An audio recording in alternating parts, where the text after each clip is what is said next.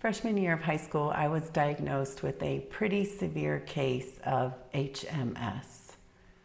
Hot mess syndrome? Oh, maybe you've heard about it. Maybe you've experienced it, or at least witnessed it in others. I had insomnia for as long as I could remember. I never slept at night, and I would often find myself gasping for breath in the middle of the night, which would lead me to knocking on my parents' room and saying, "Hey, I can't sleep," and they would respond, "Well, we were sleeping fine, just take a Tylenol and go to bed." And that gasping for air actually led to a misdiagnosis of borderline asthma. What I was really having was panic attacks. But back in the late 80s, the early 90s, that wasn't something that was getting so much attention as it is now. I definitely had disordered eating. I would starve myself until I couldn't stand it anymore, and then I would binge eat and then throw it up. That was my coping strategy for my life spiraling out of control. I was very accident prone, bumping into things, learning to drive, and having more than one accident. And underneath all of that, I had this deep desire to be wanted, to be desired by those of the opposite sex, by boys. I would call them men, but that's another story for another time. I did not understand why life felt so hard for me and so easy for others. Why couldn't I just fit in? Why couldn't I just find a place to belong? Why couldn't I be as others expected me to be? Why did I make so many mistakes and have to learn the hard way, as my mom always used to tell me?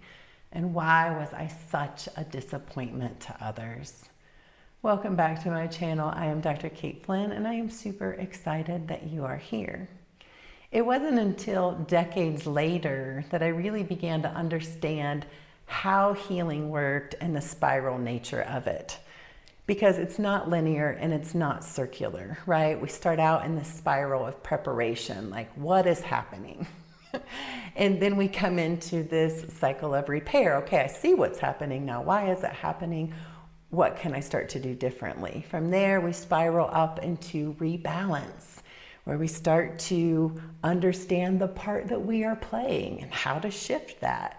And then we move into the more fun spirals of rejuvenate and then irradiate, where that thing that we are no longer wanting to experience, that we've learned all there is to learn from, and it spirals out, it radiates out of our experience, and we get to move forward. Couple that with finding human design and realizing that I am a 3-5 martyr heretic. I am going to learn through trial and error, through bonds made and broken. I will never fit into society's idea of normal. It's just not going to happen. And what I notice is that I circle through those spirals way more than other people do. It's like it comes around once and you get to decide, oh, okay, I've learned what I've learned from that and I'm moving on to the next spiral. But I'll just keep circling around, learning all the ways that don't work so that I can settle on what does work. Because once I get it, once I see what works, I know it in the very depth of my being, and it's integrated into the fabric of who I am. Without question, I know. So I grew up in a small town, and with all those mistakes made, you can imagine that I was eager to leave. I had no idea what I wanted to be when I grew up, and no financial means to change majors 3 times. So I enlisted in the Navy and left for boot camp just a few days after graduation. I settled on chiropractic school and I joined a healing practice. The unfolding of that is another story all in and of itself. And I found myself praying on repeat. Dear God, make me a channel of your healing works in this world. Guide my thoughts, my words, my actions. Tell me what to say. Tell me what to do. And God, the universe, that thing that connects us all as one, whatever you want to call it, answered. All of this to say is that if you have lived your whole life feeling like you don't fit in, feeling like you made loads of mistakes, and maybe even having a little paranoia regarding what other people want from you and expecting you to live up to their expectations of you, you may be a 3-5 too. And if you are in the midst of that chaos that you've created, in the depths of your very own version of hot mess syndrome, I want you to know that I see you. I see your depth, your brilliance, your bravery, the honing of your superpowers.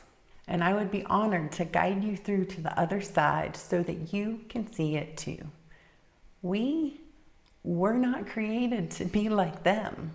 Thank freaking God. Oh, the freedom in that. I can show you how to actively decondition from all the attempts you've made to fit into the box that others have created for you, and all the shame you felt when you couldn't make yourself conform. No one else can do what I can do, and that is not arrogance. That's the authentic knowing of a 3-5 that's seen some shit and made it through to the other side. Are you ready to free yourself from your own hot mess? I'm here for it. Link to schedule in the description.